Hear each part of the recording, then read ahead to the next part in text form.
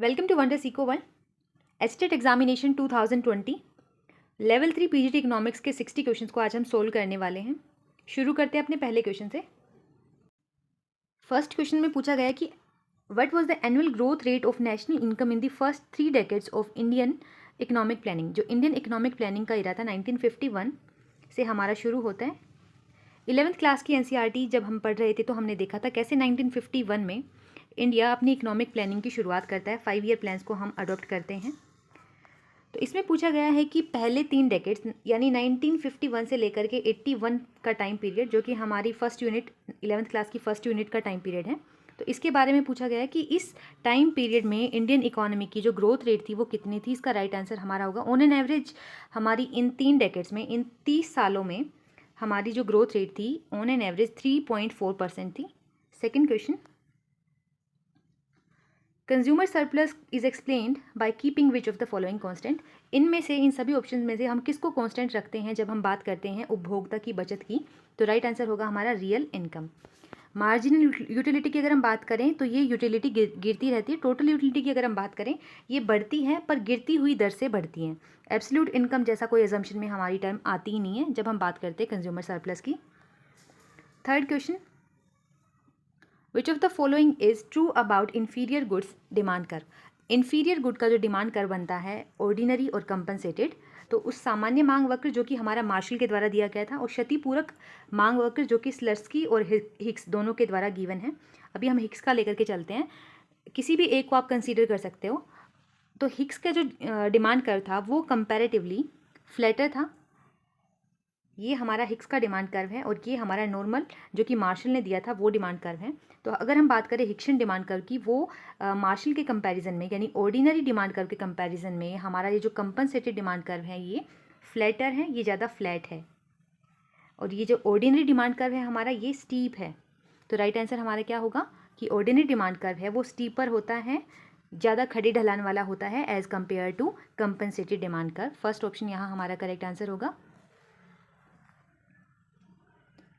Foreign exchange rate plays dominant role in determining which of the following. यानी जो exchange rate होती है कि आपको अपनी करेंसी के एक जो आपकी यूनिट है उस एक यूनिट के बदले में किसी दूसरे देश की किसी दूसरे देश की करेंसी की कितनी यूनिट्स मिलेंगी। सपोज डॉलर कितने मिलेंगे, तो इसको बोलते हैं हम अपनी एक्सचेंज रेट। तो इस एक्सचेंज रेट के थ्रू हम क्या क्या डिसाइड करेंगे? तो हम वैल्यू डिसाइड करेंगे कि आप टोटल कितना ट्रेड करने वाले हो, वो डिसाइड होगा। कंपोजिशन भी डिटरमाइन होगी आपकी इसी के बेसिस पर, एक्सचेंज रेट के बेसिस पर, यानी आपकी विनिमय दर के आधार पर ही आप ये निर्धारित करोगे कि अंतर्राष्ट्रीय व्यापार का मूल्य कितना होने वाला है। अंतर्राष्ट्रीय व्यापार की संरचना यानी किन किन चीज़ों को आप मंगाने वाले हो, जो चीज़ आपको आप एक्सचेंज रेट को कंपेयर करोगे पहले, जो करेंसी, फिर आप कॉस्ट को एनालाइज करोगे कि आपको अपनी करेंसी कितनी देनी पड़ेगी। अगर आपको अपनी करेंसी ज़्यादा देनी पड़ रही है तो कंपोजिशन में चेंज लाओगे, आप कम चीज़ें मंगवाओगे ना। डायरेक्शन की बात करें तो किस कंट्री के साथ कहाँ कहाँ व्यापार करना है, ये डायरेक्शन भी इसी के बेसिस पर डिटरमाइन होगी, एक्सचेंज रेट के बेसिस पर। तो करेक्ट आंसर यहाँ पे हमारा फोर्थ ऑप्शन होगा, ऑल ऑफ दी अबो, ये सभी सही हैं। Next, if y is substituted for good x and MRS increases then the good x and y will be। कह रहे हैं कि अगर आप y को सब्सटीट्यूट कर रहे हो x के साथ और हर बार आपकी जो MRS है वो इंक्रीज हो रही है, यानी x गुड को लेने के लिए आप y को हर बार ज़्यादा से ज़्यादा ही आप क्या कर रहे हो, सब्सटीट्यूट कर रहे हो, मतलब इसको छोड़ रहे हो, ज़्यादा से ज़्यादा इसका सेक्रीफाइस कर रहे हो y का x की एक यूनिट लेने के लिए। तो सबसे पहली बात तो क्वेश्चन के अंदर ही क्लियर है कि आप सब्सटीट्यूट कर रहे हो, तो इट मीन्स दोनों गुड x को अगर y को अगर आप x के साथ सब्सटीट्यूट कर पा रहे हो, x के लिए अगर आप y को छोड़कर आप x ले पा रहे हो, तो इस केस में हम क्या कहेंगे कि हमारी जो गुड्स हैं वो सब्सटीट्यूट है, एक दूसरे की जगह पे हम यूज़ कर पा रहे हैं। तो ये सब्सटीट्यूट गुड्स का एग्जांपल होगा। MRS इंक्रीजिंग हो डिक्रीजिंग हो, अगर हम बात करें MRS जिस टाइम पे हमारी कांस्टेंट होती है ना, सब्सटीट्यूट के केस में MRS जब हमारी कांस्टेंट होती है तो हमारा कुछ इस तरीके का डिमांड कर्व बनता है। बट इस केस में जब MRS इंक्रीजिंग है तो हमारा थोड़ा कॉन्वेक्स शेप में, कॉन्केव शेप में हमारा डिमांड कर्व बनेगा। डिमांड कर्व नहीं, ये हाँ इंडिफरेंस कर्व की बात हो रही है, तो इंडिफरेंस कर्व हमारा कैसा बनेगा, थोड़ा सा कॉन्केव, क्योंकि रेट है वो इंक्रीजिंग है। अगर हमारी रेट कांस्टेंट होती कि आप वाई के बदले में एक्स को हर बार 2-2 यूनिट छोड़ने को रेडी हो, कि हर बार मैं वाई की 2 यूनिट छोड़ के एक्स की 1 यूनिट लूँगा, हर बार 2 यूनिट छोड़ के, तो उस टाइम पे आपका कुछ इस तरीके से आपका आईसी कर्व बनता। इस केस में हमारा थोड़ा सा कॉनकेव शेप में आपका आईसी कर्व बनेगा।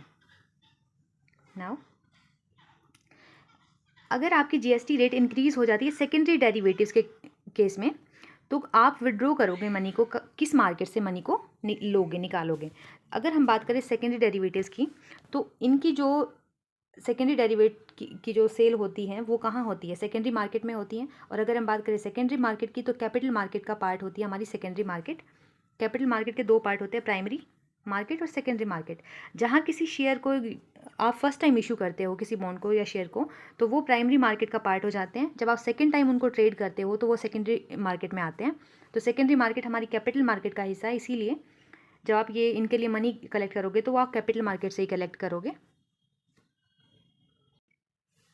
नेक्स्ट क्वेश्चन, कंडीशन के बारे में पूछा गया कि इक्विलिब्रियम कंडीशन किसी फर्म के लिए जो कि ओलिगोपोली के अंडर ऑपरेट कर रही है, तो वहाँ कहाँ उसकी इक्विलिब्रियम कंडीशन कहाँ होगी। तो अल्पाधिकार में किसी भी फर्म की साम्य अवस्था कहाँ होगी, जहाँ पे भी एम आर एम सी एक दूसरे के इक्वल है। फर्स्ट कंडीशन यही होती है इक्विलिब्रियम की, कि जहाँ पे एम आर एम सी आपके दोनों बराबर होते हैं, वहीं पे कोई भी फर्म इक्विलिब्रियम के अंडर होती है। Trade cycle is result of, trade cycle किसका रिजल्ट होते हैं, व्यापार चक्र किसका परिणाम होते हैं। अगर हम बात करें अपनी सैमुएल्सन की थ्योरी की, तो वहाँ पे मल्टीप्लायर एक्सीलरेटर दोनों ही के ही ऑपरेशन के कारण ट्रेड साइकिल्स इकोनॉमी में आते रहते। इकोनॉमी बूम डिप्रेशन के पीरियड से गुजरती रहती है बिकॉज ऑफ द एक्शन और interaction of multiplier and accelerator. गुणक और त्वरक दोनों की वजह से, दोनों की अंतरक्रिया यानी इंटरेक्शन की वजह से ऐसा होता है। Which of the following is best tool of to compare economic condition of 2 countries. अगर आपको 2 देशों की आर्थिक स्थिति को आपको कंपेयर करना है, तुलना करनी है, तो सबसे सर्वोत्तम उपकरण कौन सा होगा। इसका राइट आंसर होगा अपना प्रति व्यक्ति आय। प्रति व्यक्ति आय के आधार पर हम 2 देशों को कंपेयर कर सकते हैं, ये सबसे बेस्ट तरीका है। प्रति व्यक्ति आय का मतलब क्या होता है कि अगर आप टोटल इनकम को, जो जितनी भी आपकी टोटल इनकम है, उस टोटल इनकम को आप टोटल पॉपुलेशन, जितने भी लोग आपकी कंट्री में हैं, उससे डिवाइड कर दोगे, तो आपकी पर कैपिटा यानी एक इंसान के हाथ में कितनी इनकम है ये निकल के आ जाएगा। इसके बेसिस पर आप 2 देशों की इकोनॉमिक कंडीशन को यानी आर्थिक स्थिति को कंपेयर कर सकते हो। Next question, which of the following is not an example of diseconomies of textile industry. Textile industry आपकी कपड़ों की कोई इंडस्ट्री है और उसकी डिसइकोनॉमी इनमें से कौन सी नहीं है। अगर हम बात करें वाटर पोल्यूशन की, तो पोल्यूटेड वाटर रीज़न बनेगा, एक मतलब डिसइकोनॉमीज होगा टेक्सटाइल इंडस्ट्री के लिए, क्योंकि उसको जब पानी मिलेगा वो पोल्यूटेड मिलेगा, उसको क्लीन करने के ऊपर उसको खर्चा करना पड़ेगा जब उसको यूज़ करना होगा। अगर टेक्सटाइल इंडस्ट्री को चेंज इन क्रॉपिंग पैटर्न, अगर क्रॉपिंग पैटर्न में चेंज आता है, तो अगर हम बात करें रॉ मटेरियल की, तो रॉ मटेरियल की कॉस्ट, अगर सपोज वो कॉटन को यूज़ करती है टेक्सटाइल इंडस्ट्री, अभी क्या होता है क्रॉपिंग पैटर्न चेंज हो गया, लोगों ने जो हमारे फार्मर्स थे उन्होंने क्या किया, उन्होंने कपास का प्रोडक्शन बंद कर दिया, कॉटन का प्रोडक्शन उन्होंने बंद कर दिया, और कुछ कोई दूसरी क्रॉप जो कि टेक्सटाइल में काम नहीं आती, टेक्सटाइल के लिए रॉ मटेरियल के रूप में वो यूज़ नहीं होती, तो उसके चलते अब जो टेक्सटाइल इंडस्ट्री है उसको कॉस्ट ज़्यादा पड़ेगी, क्योंकि उसको इंपोर्ट करना पड़ेगा अब कॉटन को। तो क्रॉपिंग पैटर्न के चेंज होने से भी डिसइकोनॉमीज आती हैं। हमें नोट ढूंढना है, यानी हमें देखना है कि कौन सी चीज़ टेक्सटाइल इंडस्ट्री से रिलेटेड नहीं है, उसके लिए हार्मफुल नहीं होगी।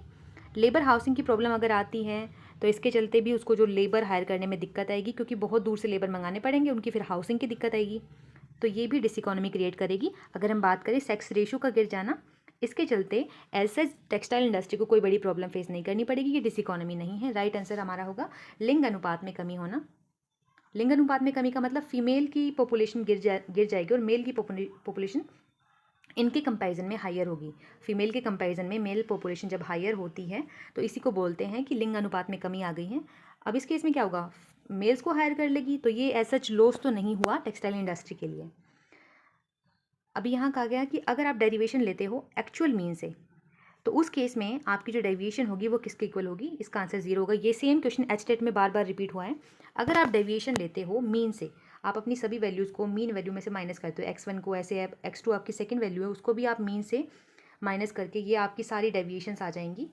जितने भी ये आपकी डेविएशंस यहाँ पे आएंगी D1, अब जब इन सभी को आप कैलकुलेट करोगे, इनका सम करोगे, वो इक्वल टू 0 आएगा। वहीं अगर हम बात करें जब आप डेविएशन लोगे मीडियन में से, तो उसके बाद जो आपकी डेविएशन आएंगी, x1 को x2 को आप मीडियन में से माइनस करोगे ना, तब आपकी जो डेविएशंस आएंगी d1 d2, इनको जब आप जोड़ोगे तब जो आपका आंसर आएगा वो आंसर आपका मिनिमम वैल्यू निकल के आएगी। तो डेविएशन का जो सम आता है वो मीडियन से मिनिमम आता है और मीन से 0 आता है। Under which of the following form of market structure does a firm has no control over the price of its product. अपने प्राइस के ऊपर कोई कंट्रोल नहीं होता, ऐसा परफेक्ट कंपटीशन में होता है। क्यों? क्योंकि जो प्राइस होता है उसको इंडस्ट्री डिसाइड करती है, ना कि फर्म। तो फर्म का अपने प्राइस के ऊपर कोई कंट्रोल नहीं होता परफेक्ट कंपटीशन में। राइट आंसर हमारा क्या होगा? पूर्ण प्रतियोगिता।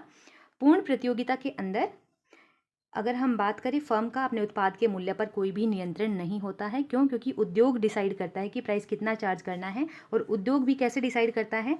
मांग और पूर्ति की शक्तियों के द्वारा निर्धारित करता है कि कहाँ पे कितना प्राइसेस वो डिसाइड करेगा।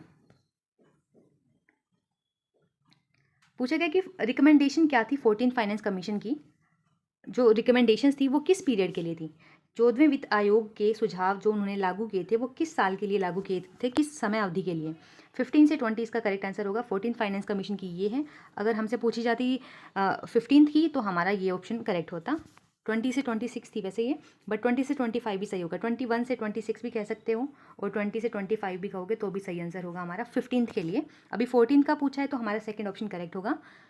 हमारा जो वित्त आयोग था उसकी समय अवधि 14वें वित्त आयोग की। भारतीय आर्थिक नियोजन का उद्देश्य क्या था? ऑब्जेक्टिव क्या था इंडियन इकोनॉमिक प्लानिंग का? तो हमारी ग्रोथ करना यानी आउटपुट बढ़ाना, गरीबी को हटाना, आधुनिकीकरण करना, मॉडर्न टेक्निक को अडॉप्ट करना, ये सभी हमारे मोटिव थे जब हमने इकोनॉमिक प्लानिंग को अडॉप्ट किया इन दी ईयर 1951।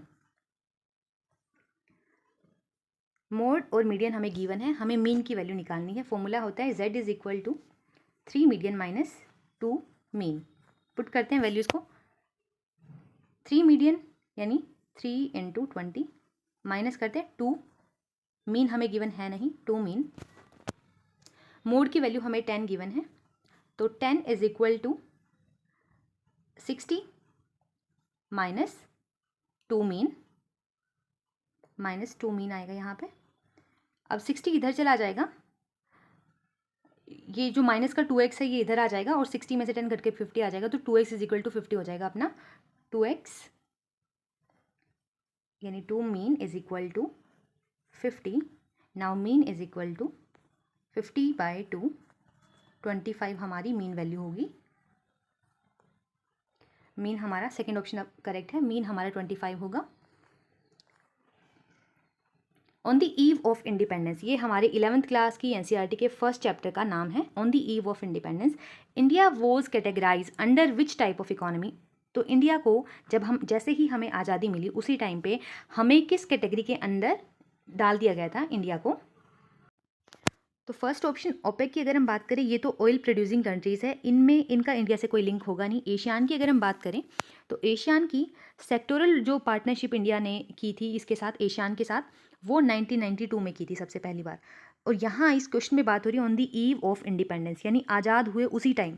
आज़ाद कब हुए? 47, तो ये 47 के आसपास की बात हो रही है। तो 1992 में पहली बार हम यहाँ इसके एशियान के सेक्टोरल पार्टनर बने थे। और बात करें डायलॉग पार्टनर की एशियान के, तो एशियान के 1996 में हम डायलॉग पार्टनर बने थे। 2002 में हम एशियान के समिट लेवल के पार्टनर बने थे। इन द ईयर 2012 हम एशियान के स्ट्रेटेजिक लेवल के पार्टनर बने थे। नाउ थर्ड ऑप्शन को बाद में देखते हैं, अभी देखते हैं सार्क। अगर बात करें सार्क कंट्रीज़ की, तो सार्क कंट्रीज़ में की जो इंडिया मेंबर बना था वो इन द ईयर 1985 बना था। 8 दिसंबर 1985 को हमने सार्क है जो उसकी मेंबरशिप ली थी। एक इंपॉर्टेंट क्वेश्चन यहाँ से ये हो सकता है कि क्या इंडिया एशियान का मेंबर है? तो इंडिया एशियान का मेंबर नहीं है, बट पार्टनर रहता है इनकी मीटिंग्स में। नाउ इसका करेक्ट आंसर हमारा होगा थर्ड वर्ल्ड कंट्रीज़, यानी विश्व के तृतीय श्रेणी के देश। अगर हम करंटली बात करें, करंटली थर्ड वर्ल्ड कंट्रीज़ हम किन्हें कहते हैं? वो कंट्रीज़ जो कि बैकवर्ड हैं, जहाँ पे कम डेवलपमेंट है, पॉवर्टी है, उन कंट्रीज़ को थर्ड वर्ल्ड कंट्रीज़ कहा जाता है। उस टाइम की अगर हम बात करें, on the eve of independence, जब हम आज़ाद हुए थे 1947 के टाइम, उस टाइम पे कोल्ड वार चल रहा था। तो जो कंट्रीज़ USA और यूनाइटेड स्टेट्स और जो हमारा सोवियत यूनियन है, उन दोनों में से किसी के भी साथ नहीं थी, उन कंट्रीज़ को कहा जाता था थर्ड वर्ल्ड कंट्रीज़। तो इंडिया ऐसा ही था। इंडिया बहुत लेस डेवलप्ड था। बेसिक इंफ्रास्ट्रक्चर की बात करें, वो भी नहीं था, और भी बहुत सारी प्रॉब्लम्स थी। इसी के चलते ना तो वो यूनाइटेड स्टेट्स के साथ था और ना ही वो सोवियत यूनियन के साथ था। Next question, which is the other name that is given to average revenue curve. AR curve हमारा जो होता है, जब हम MRMC को इक्वल करते हैं, प्राइस को देखने के लिए हम ऊपर लेके जाते हैं। क्यों? क्योंकि ये हमारा डिमांड कर्व है। जो AR कर्व होता है ये हमारा डिमांड कर्व है। इसी से हमें प्राइस का पता चलता है कि एक कोई फर्म है वो कितना प्राइस चार्ज कर रही है। तो AR कर्व हमारा, एवरेज रेवेन्यू कर्व हमारा डिमांड कर्व होता है। मांग वक्र कहते हैं हम अपने औसत आगम वक्र को।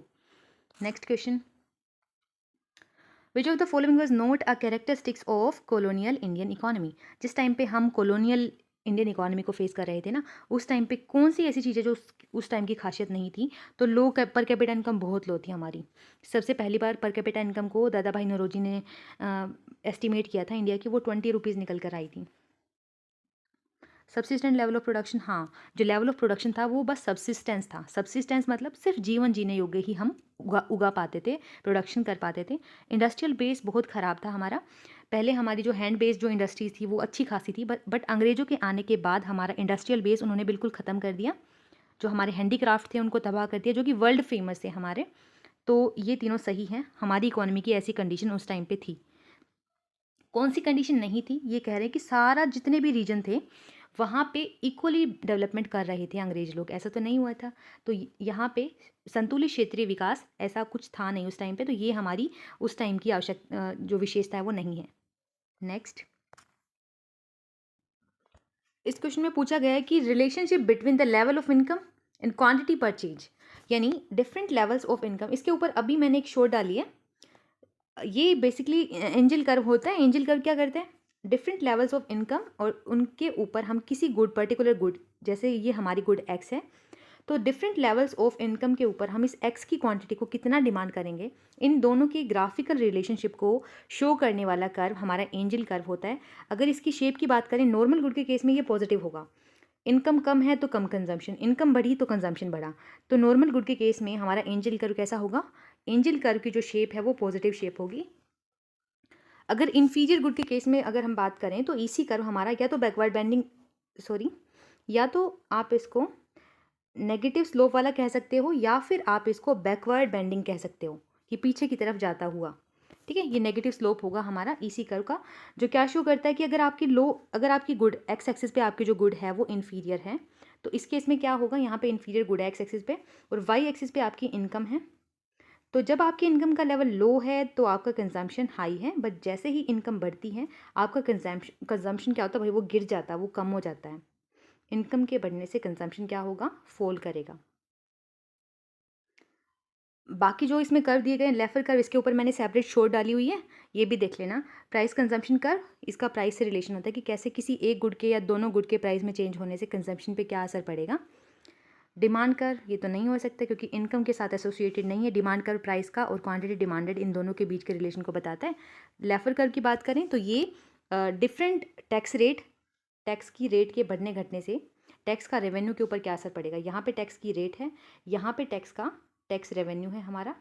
तो जब टैक्स की रेट को आप बढ़ाओगे इनिशियली, तो क्या होगा, इनिशियली टैक्स की रेट को बढ़ा देने से जो रेवेन्यू है वो ऊपर की तरफ जाता हुआ दिखाई दे रहा है कि ऊपर जाएगा। लेकिन एक ऐसा लेवल आएगा कि इसके बाद भी अगर आप टैक्स रेट को बढ़ाते रहोगे तो क्या होगा, जो कि रेवेन्यू है ये गिरने लगेगा, नीचे की तरफ गिरने लगेगा। तो ये हमारा लाफर कर्व और लेफर कर्व होता है। Next question, when the difference between autonomous supply of and autonomous demand for x is positive, यानी हमारी जो डिमांड है, सप्लाई डिफरेंस बोला गया है सप्लाई का और डिमांड का। फॉरेक्स की डिमांड हम कर रहे हैं, हमारी फॉरेन करेंसी है जो भी, उस फॉरेक्स की डिमांड और सप्लाई का जो डिफरेंस है, सप्लाई का और डिमांड का जो डिफरेंस है वो एक पॉजिटिव वैल्यू निकल करके आ रहा है। यानी कब निकलेगा पॉजिटिव? जब आपकी एस ग्रेटर होगी, यानी आपके पास जो सप्लाई है ना फॉरेक्स की, दूसरे देशों की करेंसी फॉरेक्स होती है ना, तो फॉरेक्स आपके पास ज़्यादा होगी। ये कब होगी ज़्यादा? जब आप एक्सपोर्ट करें, उसके बदले में आप क्या लेकर के आ रहे हो? डॉलर लेकर के आ रहे हो या फिर दूसरे देशों की करेंसी लेकर के आ रहे हो, तभी तो आपके पास फॉरेक्स ज़्यादा होगा ना, सप्लाई ऑफ फॉरेक्स ज़्यादा होगी। तो जब आपके पास supply of forex, foreign reserve की सप्लाई आपकी ग्रेटर है डिमांड से, इसका रीज़न क्या है कि आप बहुत ज़्यादा डॉलर कमा के लाए हो, एक्सपोर्ट को बेचकर आप डॉलर लेकर के आए हो। तो इसका मतलब आपका जो बैलेंस ऑफ पेमेंट है वो कैसा है? इसका राइट आंसर होगा आपका बैलेंस ऑफ पेमेंट जो है वो सरप्लस में है।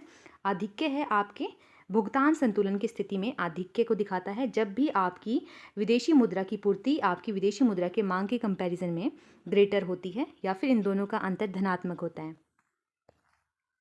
नेक्स्ट, ट्रांसमिशन मैकेनिज्म पूछा गया मॉनेटरी पॉलिसी का केंजियन इकोनॉमिक्स में, वो किसके थ्रू आप दिखाते हो। मॉनेटरी पॉलिसी की अगर हम बात करें, केंज का मेन फोकस था रेट ऑफ इंटरेस्ट के थ्रू। वो बताते हैं कि कैसे इनिशियली जब भी आप मनी सप्लाई को बढ़ाओगे with the help of government activity, तो मनी सप्लाई के बढ़ने से पहला असर किसके ऊपर पड़ेगा? रेट ऑफ इंटरेस्ट आपकी गिर जाएगी।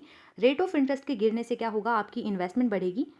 और जो इशू आपका चल रहा था, डिप्रेशन में थे, तो वो जो डिप्रेशन की सिचुएशन थी उससे आप बाहर निकल पाओगे, क्योंकि आपका जो ये इन्वेस्टमेंट है ना, ये बढ़ गया। इस इन्वेस्टमेंट के बढ़ने से अब आप क्या होगा? आपका एग्रीगेट डिमांड बढ़ेगी, इकोनॉमी फिर से उसी सिचुएशन में आ जाएगी, बूस्ट हो जाएगी इकोनॉमी। तो मेन क्या आएगा यहाँ पे? Rate of interest. ब्याज की दर हमारा सही आंसर है। मौद्रिक नीति की संचरण प्रक्रिया कहाँ से शुरू होगी? ब्याज की दर से। अगर क्लासिकल की बात करें तो क्लासिकल्स कहते थे कि ये कीमत में परिवर्तन आएगा पहले, ना कि ब्याज की दर में। विच of the following is an internal source of financing public sector plan. अगर आपको पब्लिक सेक्टर है यानी सरकारी क्षेत्र है और उसको फाइनेंस करना, उसको पैसे लेने हैं, उसके पास पैसों की कमी पड़ गई, उन गवर्नमेंट सेक्टर जो है उसका एक्सपेंडिचर ग्रेटर है इनकम से, तो इस केस में रेवेन्यू से ज़्यादा जब एक्सपेंडिचर है तो गवर्नमेंट कहाँ से पैसे अर्न करेगी? कहाँ से लेगी? अरेंज कहाँ से करेगी? करारोपण, कर लगा देगी लोगों के ऊपर ज़्यादा, ये भी सही है। घरेलू बचतें, जो लोगों ने छोटी मोटी सेविंग्स की हुई है वहाँ से गवर्नमेंट उनकी सेविंग्स को ले लेगी, उनको कोई ना कोई सिक्योरिटीज़ वगैरह अपनी सेल कर देगी। मार्केट बोरो, मार्केट से बोरो कर लेगी, ये भी सही है। तो आंसर हमारा क्या होगा? उपरोक्त सभी हमारे सही हैं। नेक्स्ट, आरबीआई इशू करता है notes under which of the following method. तो हमारे इंडिया में आरबीआई जो नोट इशू करता है वो किस सिस्टम के अंडर करता है? Minimum reserve system. मिनिमम एक पर्टिकुलर रिजर्व हमें अपने 200 करोड़ के रिजर्व अपने पास रखने पड़ते हैं, जिसमें कुछ हमारे गोल्ड होते हैं, बाकी हमारी फॉरेक्स के रूप में होता है। इसमें से 115 और 85 करके दो पोर्शन में सेव रखना पड़ता है, फॉरेक्स के रूप में और गोल्ड के रूप में। इनको रिजर्व करके तभी जो आरबीआई है वो जो नोट को पब्लिश कर सकता है ना, इशू कर सकता है नोट को। If the MPC is equal to 0.8, तो के की वैल्यू कितनी होगी? एमपीसी अगर हमारा 0.8 है तो 1/1 माइनस एमपीसी पुट करेंगे। हर बार एक क्वेश्चन यहाँ से पक्का है। अब एमपीसी के फॉर्मूले में हम वैल्यूज़ को पुट करते हैं, सॉरी मल्टीप्लायर के फॉर्मूले में पुट करते हैं। 1/1 माइनस एमपीसी की वैल्यू हमें कितनी गिवन है? 0.8 इक्वल टू, अब 1 में से 0.8 चला जाएगा तो आएगा अपना 0.2 या फिर 2/10, पॉइंट को हटा देंगे जब, तो 1 मल्टीप्लाई बाय, अब ये जो डिवीजन का साइन था ना ये मल्टीप्लाई में कन्वर्ट हो गया और जो भी वैल्यू नीचे थी उसका रेसिप्रोकल हो जाएगा, वो पलट जाएगी, तो 10/2 यहाँ से हमारा आंसर निकल के आया। हमारी के की वैल्यू कितनी आ गई? 2। सेकंड ऑप्शन हमारा करेक्ट होगा कि एमपीसी का मान कितना निकल के आया हमारा? जब एमपीसी का मान 0.8 था तो के का मूल्य कितना निकला? 5। For the inferior goods income elasticity is equal to. Inferior good के केस में इनकम इलास्टिसिटी कितनी होती है? अगर हम बात करें इन्फीरियर गुड की, तो इन्फीरियर गुड्स का जब इनकम हाई होती है, हाँ इनकम इलास्टिसिटी की बात ना, इनकम हाई होती है तो हम उनकी डिमांड कम करते हैं, इनकम लो होती है तो उनकी डिमांड हम हाई करते हैं। नेगेटिव रिलेशन है इनकी इलास्टिसिटी, इनकम इलास्टिसिटी कैसी होगी भाई? नेगेटिव होगी। ऋणात्मक आय की लोच होगी इन केस ऑफ घटिया वस्तु। Average speed of the two car, देखो इससे पहले का जो हमने क्वेश्चन पेपर किया था 2021 वाला, उसमें सिमिलर क्वेश्चन था। उसमें ना हमें दो बस थी, उन बस की स्पीड दे रखी थी, एक की 30 किलोमीटर पर आवर थी, दूसरे की 60 किलोमीटर पर आवर थी, दो स्पीड गिवन थी। फिर हमने हार्मोनिक मीन लगा करके निकाला था। तो जब भी आपको एवरेज स्पीड निकालनी दी हो तो हम कौन सा फॉर्मूला लगाएंगे? हार्मोनिक मीन का फॉर्मूला लगाएंगे अपना। तो यहाँ पे थर्ड ऑप्शन हरात्मक माध्य हमारा सही उत्तर होगा। हार्मोनिक मीन, जब भी एवरेज स्पीड निकालनी दे रखी हो, आपको औसत गति निकालने को बोलें तो आप हार्मोनिक मीन से उसको निकाल सकते हो। अगर आपको ना ग्रोथ रेट निकालनी दी जाए तो आप उस टाइम पे ज्योमेट्रिक मीन लगाओगे, ज्यामितीय माध्य से निकालोगे अगर आपको निकालनी है growth rate. What will be the nature of elasticity of demand of transportation communication facility for industrial development of a country? Industrial development के लिए अगर हम बात करें कम्युनिकेशन की और ट्रांसपोर्टेशन की, तो ये दोनों ही चीज़ें इंडस्ट्रियल डेवलपमेंट के लिए नेसेसिटी की चीज़ें हैं, बहुत ज़रूरी होती हैं। तो नेसेसिटी की जो चीज़ें होती हैं, नेसेसरी चीज़ें जो होती हैं, उनके लिए हमारी डिमांड की जो इलास्टिसिटी होती है वो कैसी रहती है? इन इलास्टिक होती है, बिल्कुल इन इलास्टिक। प्राइस बढ़े घटे कुछ उसकी उनकी डिमांड के ऊपर कोई असर नहीं होता, वो डिमांड जितनी कर रहे हैं उतनी ही चाहिए, चाहे लोन लेकर के ही हमें वो क्यों ना खरीदनी पड़े। तो इनके लिए डिमांड इलास्टिसिटी कैसी रहेगी? परफेक्टली इन इलास्टिक, पूर्णतः बेरोजगार रहेगी हमारी। जब बात करें हम परिवहन की और दूरसंचार की सुविधाओं की, जब आपको औद्योगिक विकास करना है उस समय इन दोनों की मांग हमारे लिए कैसी रहेगी? पूर्णतः बेलोचदार। Which of the following is not an assumption of consumer behaviour theory? की कौन सी assumption नहीं है? पहली assumption पढ़ते हैं। उपभोक्ता का जो व्यवहार का सिद्धांत है उसकी पहली assumption, उपभोक्ता विवेकशील है। यस, वो रैशनल होता है। उपभोक्ता अपनी रुचियों का सर्वश्रेष्ठ निर्णायक होता है। कंज्यूमर इज द बेस्ट जज ऑफ हिज इंटरेस्ट, बिल्कुल ऐसा होता है। उपभोक्ता अपने संतुलन के स्तर को अधिकतम करना चाहता है। ये भी सही होगा कि उपभोक्ता अपनी संतुष्टि के स्तर को अधिकतम करना चाहता है। जो भी कंज्यूमर होगा वो अपने सेटिस्फेक्शन के लेवल को मैक्सिमाइज करना चाहेगा। अगर हम बात करें प्रोड्यूसर की, तो प्रोड्यूसर क्या चाहता है भाई? कि उसका जो कॉस्ट है वो मिनिमम रहे और उसका जो प्रॉफिट है वो मैक्सिमम रहे। ऐसे ही कंज्यूमर भी क्या चाहता है? कि उसका जो सेटिस्फेक्शन है वो मैक्सिमम रहे। लास्ट ऑप्शन में बोला गया कि वस्तु की जो उपयोगिता है, एक वस्तु की उपयोगिता वो दूसरी वस्तु की उपयोगिता पर निर्भर करती है। जबकि जब हम मान्यताएं याद करते हैं उपभोक्ता के व्यवहार की, यानी कंज्यूमर बिहेवियर की असम्पशन जब हम पढ़ते हैं, तो हम क्या पढ़ते हैं? कि जो दोनों गुड्स हैं, एक की यूटिलिटी दूसरी की यूटिलिटी से इंडिपेंडेंट होती है, ना कि डिपेंडेंट। तो यहाँ पे हमें गलत ढूंढना था ना भाई। हाँ, जो अजम्पशन नहीं है उसको फाइंड आउट करना था। तो हमारा राइट आंसर क्या होगा? फोर्थ वन, कि आपकी डिपेंड नहीं होती। तो ये वाला आपका सही होगा। यहाँ डिपेंड बोल रखा था, ये तो नहीं होती। Next, other things being equal, यानी बाकी सारी चीज़ें इक्वल रहेंगी। जो दूसरी चीज़ें होती हैं प्राइस के अलावा, वे सारी की सारी सेम रहेंगी, उनमें चेंज नहीं होने वाला। अब अगर क्वांटिटी बढ़ गई, सप्लाई जो आपकी क्वांटिटी सप्लाइड है वो बढ़ गई, तो किसकी वजह से बढ़ी होगी? प्राइस के अलावा सब कुछ अगर आपका इक्वल है, कांस्टेंट है, तो उस टाइम पे जब भी आपकी सप्लाई बढ़ती है, आपका लॉ ऑफ सप्लाई क्या बोलता है? पूर्ति का नियम क्या बोलता है? कि सप्लाई कब बढ़ती है? जब आपके प्राइसेस बढ़ते हैं। किसी पर्टिकुलर गुड के प्राइसेस बढ़ने पर जो प्रोड्यूसर्स होंगे उसकी सप्लाई को बढ़ा देंगे। राइट आंसर क्या होगा हमारा यहाँ पे भाई?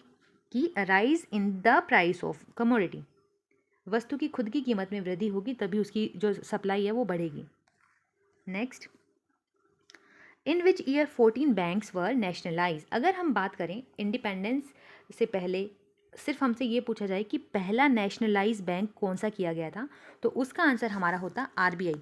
आरबीआई को इन द ईयर 1949 नेशनलाइज किया गया था। सबसे पहला बैंक है हमारा जो नेशनलाइज हुआ। ठीक है, इससे पहले वाले पेपर में हमने 2021 में क्या पढ़ा था कि आरबीआई किस साल आरबीआई को कंस्ट्रक्ट किया गया था, तो वो 1935 था जब ये इस्टेब्लिश हुआ। अभी अगर हम बात करें 14 बैंक्स का जो नेशनलाइज है, ये 1969 में किया गया था। हमारे 14 बैंक थे जिनका हमने क्या किया? राष्ट्रीयकरण किया था। इसके बाद भी 6 बैंकों का राष्ट्रीयकरण किया गया था। यहाँ पे 14 बैंक्स हैं, इसके बाद 6 बैंकों का राष्ट्रीयकरण किया गया था। और किस साल किया गया था? ये किया गया था, ये नेशनलाइजेशन किया गया था 1980 में। अभी के लिए हमारा करेक्ट आंसर क्या होगा? 1969। तो हमारे स्वतंत्रता प्राप्ति के बाद किस साल हमारे 14 बैंकों का राष्ट्रीयकरण किया गया? 1969 में। Next, in what context is the year 1921 is known as the Great Divide Year for India? India के लिए 1921 को हम महाविभाजक साल क्यों बोलते हैं कि ये महाविभाजक है? इसके पीछे क्या रीज़न है कि 1921 से पहले जो हमारी पॉपुलेशन थी वो बहुत ज़्यादा, उसकी जो ग्रोथ रेट थी ना, कभी लो रहती कभी हाई रहती फिर लो हो जाती, यानी जो ग्रोथ रेट थी हमारे पॉपुलेशन की वो बहुत फ्लक्चुएट करती थी 1921 से पहले। लेकिन 1921 के बाद क्या हुआ? जो ये ग्रोथ रेट है ना पॉपुलेशन की, ये कंसिस्टेंटली बढ़ने लग गई, लगातार इसमें ग्रोथ रेट में बढ़ोतरी देखी गई। इसीलिए 1921 के बाद, तो इसीलिए जो ये बीच का साल है जहाँ फ्लक्चुएशंस होती थी उसके बाद वाला टाइम पीरियड है ये, और जब ग्रोथ लगातार बढ़ने लगी, पॉपुलेशन लगातार बढ़ने लग गई, उससे पहले वाला टाइम पीरियड है ये, बीच का टाइम पीरियड है, इसीलिए इसको महाविभाजक या फिर ग्रेट डिवाइड ईयर बोला जाता है। Next, which of the following is not a flow variable. Note flow यानी हमें क्या ढूंढना है, स्ट्रोक ढूंढना है। फ्लो और स्ट्रोक में क्या डिफरेंस होता है, फ्लो जो होता है उसकी एक टाइम डायमेंशन होती है, एक स्टार्टिंग पॉइंट होता है, एक एंडिंग पॉइंट होता है, पूरी बीच में ड्यूरेशन होती है, इस दौरान हम उसको क्या करते हैं, मेजर करते हैं अगर वो फ्लो है। स्ट्रोक की बात करें, स्ट्रोक को एक पॉइंट ऑफ टाइम पर, जैसे आज के आज और अभी के अभी हमें उसको मेजर करना है, तो एक पॉइंट ऑफ टाइम पे हम इसको मेजर कर सकते हैं, तो ये स्ट्रोक कहलाएगा, कोई भी वेरिएबल आपका। इनमें से फ्लो कौन सा नहीं है, तो स्ट्रोक मेजर करना है। एक्सपेंडिचर, इनकम एक दिन मिलती है बट उसको स्पेंड हम कैसे करते हैं, मंथली बेसिस पर, तो ये भी नहीं होगा क्योंकि ये तो फ्लो है। इनकम की बात करें, इनकम भी ऐसे ही है, ओवर द टाइम हम इसको यूज़ करते हैं। ग्रोथ रेट, इसको भी हम ओवर द टाइम मेजर करते हैं, पूरे साल भर बाद देखते हैं कि ग्रोथ रेट कैसी रही हमारी। वेल्थ की बात करें तो वेल्थ, आप आज आपके पास कितनी वेल्थ है इसको मेजर कर सकते हो इसी टाइम, ठीक है। तो वेल्थ हमारा फ्लो नहीं है, ये हमारा संपत्ति हमारा क्या है, एक स्टॉक चर है, ना कि flow. What can participate in to the call money market. तो कोल मनी मार्केट में इन सभी ऑप्शंस में से कौन ऐसा है जो कि पार्टिसिपेट कर सकता है। कोल मनी मार्केट क्या होती है, जब आपको ओवरनाइट कैश चाहिए होता है ना, लोन चाहिए होता है, तो उसके लिए आप कोल मनी में जाते हो। जब आपको शॉर्ट टाइम पीरियड के लिए लोन चाहिए होता है, अगर हम बात करें पोस्ट ऑफिस, ये फाइनेंशियल इंस्टीट्यूशन ही ऐसा करते हैं कि वो कोल मनी मार्केट में जा करके लोन को लेते हैं, सिर्फ और सिर्फ फाइनेंशियल इंस्टीट्यूशन। पोस्ट ऑफिस की बात करें तो पोस्ट ऑफिस ये सिर्फ और सिर्फ लेटर को ट्रांसफ़र करने का काम करता है, कुछ छोटे मोटे saving account, time deposit account ये भी खोल लेता है, बट अगर बात करें ये फाइनेंशियल इंस्टीट्यूशंस की तरह लोन देने का काम नहीं करता। इंश्योरेंस कंपनीज भी यही करती हैं, ये आपसे प्रीमियम तो वसूल लेती हैं इंश्योरेंस के लिए, बट ये लोन देने का काम ये भी नहीं करती। कोऑपरेटिव सोसाइटी की अगर हम बात करें तो कोऑपरेटिव सोसाइटी क्या करती हैं, अगर इनको लोन चाहिए होता है तो ये लोन कहाँ से लेती हैं, अपने मेंबर से लोन लेती हैं कोऑपरेटिव सोसाइटी, ठीक है। तो ये कोल मनी, जो ये अपनी कोल मनी मार्केट है उसके पास तो नहीं जाएंगी। तो हमारा राइट आंसर यहाँ से क्या होगा कि ये तीनों तो आउट हो गए हमारे, क्योंकि ये फाइनेंशियल इंस्टीट्यूशन, वित्तीय जो संस्थाएं हैं ये वो नहीं हैं। तो सही उत्तर होगा हमारा व्यावसायिक बैंक, कमर्शियल बैंक। यहाँ से हमारा सही उत्तर होगा कि कमर्शियल बैंक कोल मनी मार्केट में पार्टिसिपेट कर सकता है अगर इसको लोन चाहिए है। नेक्स्ट,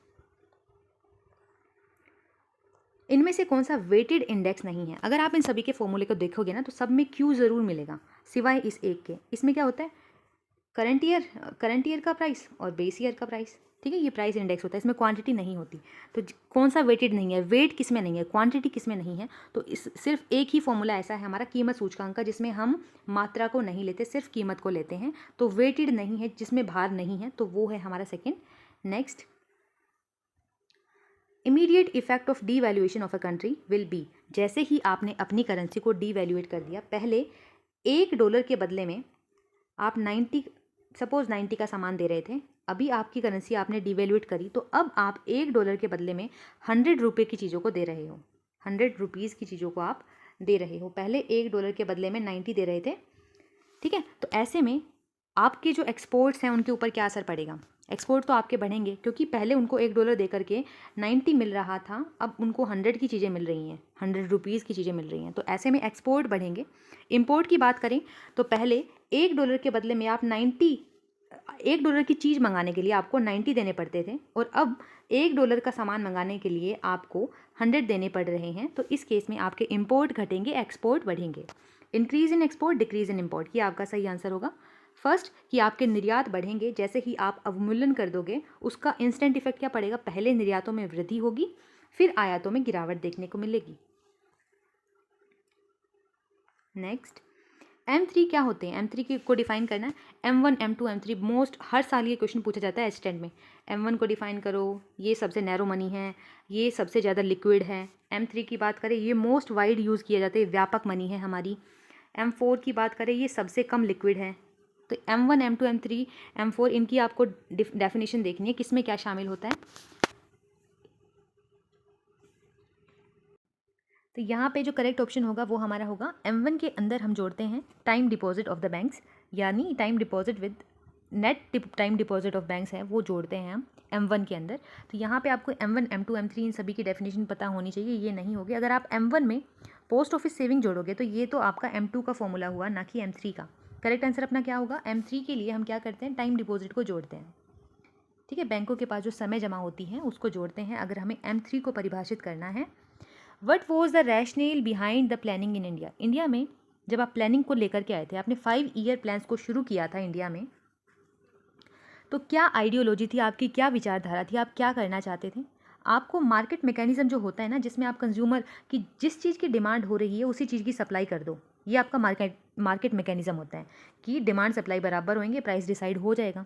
बट आप लेकर के आए प्लानिंग सिस्टम, ये प्लानिंग बनाएंगे, जहाँ जहाँ पे ज़रूरत है वहाँ वहाँ पे इन्वेस्टमेंट करेंगे। तो आप इससे दुखी थे, बिल्कुल सही है कि आप मार्केट मैकेनिज्म से दुखी थे, उसकी लिमिटेशन से आप बाहर निकलना चाहते थे। तो बाजार तंत्र की जो सीमाएं हैं उनको दूर करना चाहते थे, सोशल जस्टिस भी चाहते थे। नेक्स्ट ऑप्शन है कि आप अपने जो रिसोर्सेज हैं उनको मोबाइल करना चाह रहे थे, कि वो मूव करते रहें इकोनॉमी में। जब अगर हम मनी रिसोर्सेज की बात करें तो मनी रिसोर्स एक जगह पे स्टेबल ना रहकर जब हम उनको बैंक्स में डालते हैं, तो जब बैंक उनको यूज़ करता है इफ़िशिएंट तरीके से, तो हमारी इकोनॉमी बूस्ट करती है, इकोनॉमिक एक्टिविटीज़, सबको लोन मिलता है, सभी इन्वेस्ट करते हैं, तो इकोनॉमी की ग्रोथ होती है ना। तो हम यही हमारा मोटिव था कि हम हमारे जो रिसोर्सेज हैं वो मोबाइल रहें, वो मूव करते रहें। तो यहाँ पे साधनों को आवंटन और उन्हें गतिशील बनाना, ये भी हमारा उद्देश्य था, ये भी हमारी आइडियोलॉजी थी बिहाइंड इकोनॉमिक प्लानिंग। सभी विकल्प हमारे यहाँ पे सही होंगे। नेक्स्ट, इनमें से कौन सा सांख्यिकीय औसत यानी स्टैटिस्टिकल एवरेज नहीं है? तो ये तीनों तो हम स्टैट में एवरेज के अंदर, यानी जो सेंट्रल टेंडेंसी वाला चैप्टर है उसमें एवरेज के अंडर हम इन तीनों की स्टडी करते हैं। बट बात करें एसोसिएशन ऑफ एट्रीब्यूट्स की, तो इसकी स्टडी हम करते हैं जब हमारे पास दो वेरिएबल होते हैं, दोनों ही क्वालिटेटिव होते हैं, इनके बीच के रिलेशनशिप को शो करने के लिए हम स्टडी करते हैं एसोसिएशन ऑफ एट्रीब्यूट्स की। तो ये ऑप्शन हमारा नहीं होगा स्टैटिस्टिकल एवरेज का। गुण संबंध। नेक्स्ट 129 में बोला गया है कि इनमें से कौन सा वेरिएबल कॉस्ट ऑफ प्रोडक्शन नहीं है? वेरिएबल नहीं है यानी फिक्स ढूंढना है हमें। कौन सा ढूंढना है? जो फिक्स्ड है। हमें स्थिर लागत को ढूंढना है। कच्चे माल, ये तो पहले ही हमारा प्रोडक्शन होगा तो कच्चा माल भी चाहिए होगा। वेजेस, प्रोडक्शन कर रहे हो तो वेजेस भी देनी पड़ेंगी, दोनों ही होगा, मजदूरी भी होगा और आकस्मिक श्रमिकों की मजदूरी भी होगा और कच्चे माल का भी होगा। Insurance premium of building, building का जो इंश्योरेंस प्रीमियम है वो, तो ये प्रोडक्शन बंद हो भी गया तो भी आपको प्रीमियम चुकाना पड़ेगा। भवन का अगर आपने इंश्योरेंस बीमा करा रखा है तो प्रीमियम तो देना ही पड़ेगा, प्रोडक्शन का लेवल चाहे आपका गिरे या बढ़े। नेक्स्ट है मेंटेनेंस ऑफ मशीन्स, मशीन की मेंटेनेंस आपको करनी पड़ेगी। जब वो चल रही है उनमें टूट फूट तभी होती है जब वो चलती हैं, तो मेंटेनेंस का मतलब टूट फूट मशीनों का ध्यान रखना, रख रखाव करना, तो ये भी होगा। नेक्स्ट, इसका सही आंसर अपना क्या होगा भाई? इंश्योरेंस वाला। ठीक है, कि इंश्योरेंस प्रीमियम बिल्डिंग का देना ही पड़ेगा, ये फिक्स कॉस्ट हो गई आपकी। बाकी सारी आपकी कैसी कॉस्ट है? वेरिएबल। जो वेरिएबल नहीं है उसको फाइंड आउट करना था। तो भवन के बीमा की अंश राशि ये हमारी परिवर्तनशील लागत का हिस्सा नहीं है। Next, during liberalisation RBI made rupee full convertible in which account? जब हमने लिबरल अपने आप को किया 1991 में, हमने एलपीजी रिफॉर्म्स को अडोप्ट कर लिया था 1991 में। उसके बाद 1994 में हम क्या करते हैं, अपनी जो हमारा जो कन्वर्टिबल कर देते हैं अपने कैपिटल करंट अकाउंट को। ठीक है, तो करंट अकाउंट को कन्वर्टिबल करते हैं। अगर यहाँ इन सभी ऑप्शन में से बेस्ट ऑप्शन देखें तो वो ट्रेड अकाउंट होगा अपना, ना कि कैपिटल अकाउंट। कैपिटल अकाउंट में तो आज तक हमारी जो करेंसी है वो फुल कन्वर्टिबल नहीं है, करंट अकाउंट में फुल कन्वर्टिबल है। जैसे ही हमने लिबरलाइजेशन को अडॉप्ट किया, हमने क्या किया? सबसे पहले ट्रेड अकाउंट में अपनी मनी को कन्वर्टिबल कर दिया था, रुपी को। अभी बताएं कन्वर्टिबिलिटी का मतलब क्या होता है? जब भी आप ट्रेड में गुड और सर्विसेज दोनों को एक्सपोर्ट इंपोर्ट करोगे तो उनके बदले में आप डॉलर का एक्सचेंज रुपी से और रुपी का एक्सचेंज किसी भी डॉलर से, मतलब आप कर सकते हो। इन दोनों को फ्रीली आप अगर आपको पेमेंट लेनी है तो आप डॉलर में ना लेकर के रुपी में ले सकते हो। समझ रहे हो? इसको कन्वर्टिबल कर दिया फुल्ली, सिर्फ और सिर्फ गुड सर्विसेज के केस में, ना कि कैपिटल अकाउंट के केस में। विच of the following control credit for a particular goods और इंडस्ट्री? किसी एक पर्टिकुलर गुड जो है हमारी, उसके क्रेडिट को कंट्रोल करना है, सिर्फ एक पर्टिकुलर सेक्टर। ठीक है, जब भी आप किसी पर्टिकुलर सेक्टर की क्रेडिट को कंट्रोल करना चाहते हो तो आप चयनित साख नियंत्रण की पद्धति के तरीके को अपनाते हो, यानी सेलेक्टिव क्रेडिट कंट्रोल के थ्रू आप ऐसा करोगे अगर आपको सिर्फ किसी एक पर्टिकुलर गुड के क्रेडिट को कंट्रोल करना है। Next, the industrial sector face the process of retrogression and deceleration. तो आपको डेसिलरेट हो रही है इंडस्ट्रियल सेक्टर आपका और रेट्रोग्रेट हो रहा है। तो इस सिचुएशन को हमने कब फेस किया था? इंडस्ट्रियल सेक्टर में। तो राइट आंसर होगा हमारा 1965 से 80 के टाइम पीरियड में हमारा जो इंडस्ट्रियल सेक्टर है वो बहुत ही पिछड़ गया था, वो डेसिलरेट हो रहा था। विच of the following is the main objective of MNREGA? MNREGA क्या करता है कि वो 100 दिन के काम की गारंटी लेता है कि आपको साल में 100 डेज वर्क मिलेगा ही मिलेगा, इसके लिए एश्योरिटी देता है हमारा ये प्लान मनरेगा। तो कह रहा है कि मनरेगा जो है वो किस चीज़ की गारंटी देता है? अब जब आपको काम मिलेगा तो अनएम्प्लॉयड आप नहीं रहे, ये भी देगा गारंटी। अब जब आपके पास काम मिला तो आपके हाथ में वेजेस आएगी, गरीबी कम होगी, ये भी है। रूरल बेसिक इंफ्रास्ट्रक्चर, हाँ भाई, अब काम कहाँ देगी सरकार? उनके आसपास के एरिया में कुछ ना कुछ कोई योजना चलाएगी ना, सड़क बनाने की, ठीक है, पानी से रिलेटेड। तो ये वहाँ योजनाएं बनाई जाएगी तो वहाँ का जो बेसिक इंफ्रास्ट्रक्चर है रूरल एरिया का वो डेवलप होगा। तो मनरेगा है वो रूरल एरिया के डेवलपमेंट के लिए चलाई गई थी, वहाँ की पॉवर्टी को एलिमिनेट करने के लिए, वहाँ अनएम्प्लॉयमेंट को एलिमिनेट करने के लिए। तो इसका सही उत्तर क्या होगा कि हाँ, बेरोजगारी, गरीबी और साथ ही साथ हमारा जो आधारभूत संरचना है उसको मजबूत करने के लिए ये मनरेगा आया था। सही उत्तर होगा, ये सारे सही हैं। Next, which of the following is correct about investment multiplier? Investment multiplier क्या होता है कि आपके इन्वेस्टमेंट में चेंज होने के चलते आपकी इनकम में कितने गुना वृद्धि होती है, ये हमारा बताता है इन्वेस्टमेंट मल्टीप्लायर। ठीक है, अभी देखते हैं इनमें से कौन सा हमारी इस बात को सेटिस्फाई करता है। किस बात को? कि डेल आई, पहले डेल आई में चेंज होगा, उसके चलते डेल वाई में चेंज होगा। तो ये कह रहा है कि चेंज इन कंजम्पशन, तो कंजम्पशन का तो कोई रोल है ही नहीं। चेंज इन सेविंग, इसका भी रोल नहीं है। चेंज इन कंजम्पशन नहीं भाई। Change in ratio in income and in investment, ठीक है, ये रेशो बता रहा है कि ऊपर आपकी इनकम आएगी, नीचे आपकी इन्वेस्टमेंट, इन दोनों का रेशो बिल्कुल सही है। फोर्थ ऑप्शन हमारा सही है कि आय में परिवर्तन और निवेश में परिवर्तन, ऊपर आय में परिवर्तन, नीचे निवेश में परिवर्तन, इनका रेशो, इनका अनुपात ही हमारा निवेश गुणक कहलाता है। Fourth option was the correct. Which of the following is not an invisible good? इन सभी में से कौन सा इनविजिबल नहीं है? इनविजिबल नहीं है यानी वो विजिबल होना चाहिए। क्या ढूंढना है हमें? विजिबल गुड को ढूंढना है इन सभी में से। विजिबल देखते हैं, सबसे पहले शिपिंग एक्सपेंस की बात करते हैं। शिपिंग एक्सपेंस क्या होते हैं कि आपने कोई प्रोडक्ट मंगाया और उसके ऊपर जो शिपिंग सर्विस है, तो सर्विस होगी ना, ये तो विजिबल नहीं होगी। अगर सर्विस है तो वो विजिबल नहीं होगी। इम्पोर्ट ऑफ टेक्नोलॉजी, अब आपने टेक्नोलॉजी को इम्पोर्ट करा है, वो टेक्नोलॉजी कोई मशीन भी हो सकती है ना, नई मशीन, नई टेक्नोलॉजी हो सकती है। नई टेक्नोलॉजी के रूप में नए टीवी भी हो सकते हैं, आपने बाहर से मंगाए हों, ठीक है, तो ये हो सकता है कि ये विजिबल आइटम हो सकता है। ठीक है, अभी दूसरा देखते हैं, बैंकिंग इंश्योरेंस, ये तो सर्विस हो गई। इंटरेस्ट और लोन इंटरेस्ट, ये फाइनेंशियल सर्विस हो गई, ये दोनों भी हमारी सर्विस हुई। राइट आंसर यहाँ पे हमारा होगा सेकेंड, जो कि दृश्य मद है, ना कि अदृश्य। ठीक है, ये हमारी दृश्य मद है, बाकी सारी की सारी ये तीनों की तीनों हमारी दृश्य मदें हैं, ये अदृश्य मदें हैं, ये हमारा दृश्य मद है। नेक्स्ट, आपको टैक्स रेट और टैक्स रेवेन्यू के बीच का रिलेशन हमने पहले अभी थोड़ी देर पहले ही पढ़ा था। ये हमारा लेफर कर्व है, नीचे हमारी रेट ऑफ हमारी टैक्सेशन होती है, यहाँ पे हमारा रेवेन्यू होता है। तो जब जब आपकी टैक्स की रेट बढ़ती है, ये बढ़ता है, ठीक है, रेवेन्यू स्टार्टिंग में, इस लेवल पे आने के बाद ये गिरने लग जाता है रेट बढ़ाने से। टैक्स की रेट अगर आप और ज़्यादा हाई करोगे इस लेवल तक पहुंच जाने के बाद भी, तो आपका जो रेवेन्यू है वो गिरने लगेगा। ये कर्व कौन सा होता है? ये लेफर कर्व हमें बताता है इस बारे में। फिलिप्स कर्व की अगर हम बात करें, ये क्या बताता है? यहाँ पे आपकी अनएम्प्लॉयमेंट होती है, यहाँ पे आपकी इन्फ्लेशन होती है, इन दोनों के बीच के नेगेटिव रिलेशन को शो करता है आपका फिलिप्स कर्व। एंजल कर्व क्या बताता है? इनकम और किसी एक पर्टिकुलर गुड के बीच के रिलेशन को, कि यहाँ पे आपकी इनकम है, घटेगी बढ़ेगी, बढ़ेगी घटेगी, ठीक है, यहाँ पे आपकी कोई एक पर्टिकुलर गुड है, कोई भी गुड होगी एक, तो इन दोनों के बीच में कैसा रिलेशन है? या तो ये इसकी शेप कुछ इस तरीके से होगी हमारे एंजल कर्व की, कुछ गुड्स के केस में ऐसी शेप और कुछ गुड के शेप में ऐसी शेप, तो नेगेटिव भी हो सकता है ये और पॉजिटिव भी हो सकता है, तो इसकी शेप होगी ऐसी। डोल्टन कर्व की बात करें, ये मैक्सिमम सोशल एडवांटेज से रिलेटेड है, कि कहाँ पे, जहाँ पे आपके जो सेक्रीफाइस और बेनिफिट है दोनों इक्वल होते हैं ना, यहाँ पे जो ये एरिया है ये आपका मैक्सिमम सोशल एडवांटेज का एरिया है, ये पॉइंट।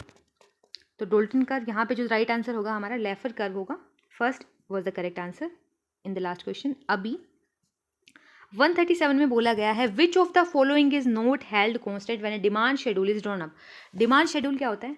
यहाँ पे आपके प्राइस होते हैं, यहाँ पे आपकी क्वांटिटीज़ होती हैं, तो ये प्राइस में भी चेंज आता है, प्राइस यहाँ यहाँ अलग होगा, यहाँ अलग होगा, यहाँ अलग होगा। क्वांटिटी में भी चेंज आता है, यानी इन दोनों में तो चेंज आता ही आता है, ये तो श्योर है। जब आपको एक अपनी अनुसूची बनानी है मांग की, आपको डिमांड शेड्यूल बनाना है, तो क्या चीज़ ऐसी है जो कांस्टेंट नहीं होती, यानी हमारी ये दोनों ही चीज़ें कांस्टेंट नहीं होती, प्राइस भी और क्वांटिटी डिमांडेड भी। चेक करते हैं। Price of the complementary good, दूसरी चीज़ों का प्राइस नोट कांस्टेंट। हाँ, next price of substitute, consumer की इनकम और उस गुड की खुद की कीमत। तो इसमें हमारा ये सही होगा, ये चेंज होगा। बाकी सारी चीज़ें तो हम अपनी जब लो पढ़ते हैं, लॉ ऑफ डिमांड, उसमें बोल ही देते हैं कि अदर थिंग्स रिमेन कांस्टेंट। ये जो अदर थिंग्स है ना, किसी दूसरी गुड्स का प्राइस हो या फिर हमारी खुद की इनकम हो, हमारा टेस्ट हो, प्रेफरेंस हो, ये बाकी सारी चीज़ें तो हम कांस्टेंट ही कर देते हैं ना। चेंज किस में आता है? हमारे खुद की गुड के प्राइस में, ठीक है। जो गुड हम कंज्यूम कर रहे हैं उसके सिर्फ प्राइस में चेंज आता है, ठीक है। फोर्थ ऑप्शन यहाँ से हमारा सही होगा। Next, relationship between AR-MR elasticity, AR-MR elasticity के बीच के रिलेशनशिप को कैसे हम शो करते हैं? तो इसका राइट आंसर हमारा ये होगा। इसी को हम ऐसे भी लिख सकते हैं, MR is equal to AR, bracket में ये जो E है ना, ये ऊपर पहुंच जाएगा, ठीक है। E की 1 से मल्टीप्लाई होगी तो E-1/E। इस तरीके से भी इसको लिखा हुआ मिल सकता है नेक्स्ट टाइम ये। तो MR AR और हमारी इलास्टिसिटी ऑफ डिमांड के बीच ये रिलेशन होता है, इस तरीके से भी और इस तरीके से भी। एक और फॉर्मूला है जिसको हम elasticity is equal to AR minus MR upon AR, ये भी फॉर्मूला हमारा इलास्टिसिटी का होता है। Next, economies generated due to the increase in production scale productivity. आपने खुद का प्रोडक्शन, अपनी ही फर्म का प्रोडक्शन बढ़ा दिया, ठीक है, तो इसके चलते आपको क्या मिलेंगी? ये आपकी आंतरिक बचतें हैं, क्योंकि आपने खुद का प्रोडक्शन बढ़ाया, आप अपने ही स्केल को बढ़ाया है। जब आप खुद के स्केल में, अपने पैमाने में वृद्धि करते हो, अपने ही स्केल में वृद्धि करते हो, इंक्रीमेंट करते हो ना, तो वो आंतरिक बचत होती है आपकी। जब किसी दूसरे के कुछ करने के चलते आपका बेनिफिट हो जाए तो वो बाहरी बचतें होती हैं। तो यहाँ पे हमारा राइट आंसर फोर्थ होगा, internal economies. Best alternative foregone to choose one is known, यानी पहली जॉब में आपको 5,000 मिल रहे थे, दूसरी वाली में आपको 10,000 मिल रहे थे, तीसरी वाली में आपको 15,000 मिल रहे थे। तो आपने क्या किया? आपके लिए जो बेस्ट ऑप्शन था ना, वो आपने पिक कर लिया। अभी आपने किसको छोड़ा? सेकंड बेस्ट कौन था? 10,000 था ना, तो ये आपका सेकंड बेस्ट, आपका बेस्ट ऑल्टरनेट है। जो ये 15,000 है ना, इसका ऑल्टरनेट है। अगर आप इसको छोड़कर किसी और के पास जाओगे तो वो आपका ये 10,000 है। तो जो बेस्ट ऑल्टरनेट होता है, जो आपने फोरगोन कर दिया, जिसको आपने त्याग दिया, तो वो कौन है? आपका 10,000। ये इस तरीके की डेफिनेशन हम किस चीज़ को डिफाइन करते हैं? कौन सी कॉस्ट को ऐसे डिफाइन करते हैं कि सेकंड बेस्ट ऑप्शन या फिर best alternate foregone to choose one, किसी एक को चूज़ करने के बाद जिसको आपने फोरगोन कर दिया, यानी जिसको आपने त्याग कर दिया, ये हमारी अपॉर्चुनिटी कॉस्ट की, अवसर लागत की डेफिनेशन होती है कि किसी एक को प्राप्त करने के लिए त्याग किया गया सर्वोत्तम विकल्प के रूप में जो सेकंड बेस्ट है, ठीक है। With the expenditure method was combined with the income and production method. इसके बारे में मैं थोड़ी सी कंफ्यूज हूँ, 61 और 67 में से कोई एक होगा, अगर आपको पता है तो कमेंट करना। नेक्स्ट, 67 के ज़्यादा चांसेस है कि इसका आंसर, शायद आंसर की में भी इसका आंसर ना 67 ही लिया है, कि जब इन जो एक्सपेंडिचर मेथड है इसके साथ इनकम मेथड को और प्रोडक्शन मेथड को कंबाइन करके इंडिया ने अपनी नेशनल इनकम के जो एस्टीमेट्स हैं उनको कैलकुलेट किया था। इनमें से कौन सा मनी का नेचर नहीं है? मनी हमारी जनरल एक्सेप्टेबिलिटी है, सभी को एक्सेप्ट कर लेनी चाहिए। कोई अगर मना करता है तो इसमें मतलब उसको मतलब एक्सेप्ट कर लेते हैं सब, जनरली इसको सब एक्सेप्ट कर लेते हैं। ड्यूरेबिलिटी भी होती है, ये चलती है, ड्यूरेबल है, हमारी मनी ड्यूरेबल होती है। जैसे सिक्के की बात करें, वो लॉन्ग टाइम तक चलता रहता है, चलता है सालों साल। डिविजिबिलिटी की बात करें, हाँ, एक जो बड़ा सा नोट है उसके खुले हमें मिल जाते हैं टुकड़ों में, जैसे 10-10 के मिल जाएंगे, तो डिविजिबल है, बांट सकते हैं। स्टेबल वैल्यू की बात करें तो जब प्राइसेस बढ़ते हैं ना, तो हमारे मनी की जो वैल्यू है ना, मनी वैल्यू, वो क्या होती है? गिर जाती है प्राइसेस के बढ़ने से, ठीक है। पहले 10 रुपये में सपोज़ कोई भी एक अच्छी खासी चीज़ थी, वो मिल जाती थी, और अब 10 रुपये में वो हाफ़ मिलती है, ठीक है। तो वैल्यू तो कम हो जाती है। उसी सेम फेस वैल्यू की जो मनी है हमारी, पहले भी तो वो 10 रुपये का नोट था, अभी भी वो 10 रुपये का नोट है। पहले 10 रुपये में बहुत सारा सामान आता था, अब नहीं आता, तो वैल्यू तो गिरती है। तो हमारा राइट आंसर क्या होगा? तो ये खासियत नहीं है हमारी मनी की कि उसकी वैल्यू सेम रहे, उसके मूल्य में स्थिरता नहीं होती। तो ये हमारा सही ऑप्शन होगा अपना fourth. Total product is maximum, TP maximum, ये सेम क्वेश्चन रिपीट होता है एचटेट में, ठीक है। टीपी मैक्सिमम कहाँ होगी, जहाँ पे आपकी जो एमपी है वो ज़ीरो हो जाती है, ठीक है। MP zero, MP is zero, third is correct. Next, किस साल आरबीआई बना था? 1935, 1 अप्रैल 1935। Next, demographic data collection bye census department of India. India का जो सेंसस हम करते हैं ना, कलेक्ट करते हैं, सेंसस के लिए डाटा कलेक्ट करते हैं, तो वो किस तरीके का सोर्स है, ठीक है। जब आप जनगणना के माध्यम से जनांकिकी से संबंधित आंकड़ों का संकलन करते हो ना, तो वो कौन सा स्रोत पर आधारित होते हैं? हमारे पास ना दो तरीके के स्रोत होते हैं, एक तो प्राथमिक, एक हमारा द्वितीयक, प्राइमरी सोर्स और सेकेंडरी सोर्स।